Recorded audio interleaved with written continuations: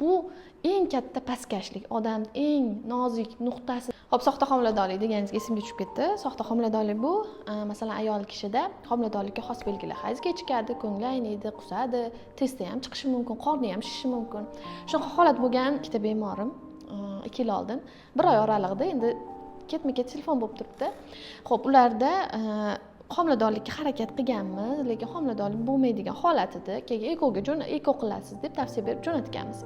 Endi ekoga borgungacha ular shunaqa protsesslar qilganki, shunaqa tabib chiqibdi yoki tabibmi, qanaqadir o'qiydigan ayolmi chiqibdi dedilar. Xo'p, bordim. Qornimga qo'lini qo'yadi-da, duo o'qiyapti dedi.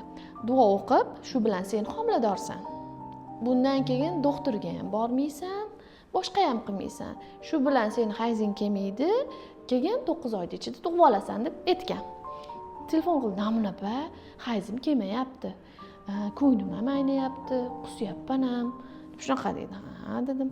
Keyin rosa ko'pchilik effekt ko'rganlar ko'p ekan dedi. Ko'pchilik o'tiradi dedi. "Ha, xo'p" dedim. "Shu effekt ko'rganlaringizni aytdim. Shu effekt ko'rganlaringizni dedim. Mabodo har safar bir xil odamlar emasmi?" desam, "Ha, shunaqa. Endi foyda ko'rganlarda har safar kelib ko'rinar ekanda" dedi. "Artist emasmikan mabodo" dedim. "Tabibdi. Anosini oshiradiganlar emasmikan" dedim. "Qarang" dedim. Keyin bo'ldi, keyin shu bilan vaqt o'tib, masalan 2 oy o'tadi, 3 oy o'tadi, baribir ikkalasi ham hayz keldi. Homiladorlik yo'q.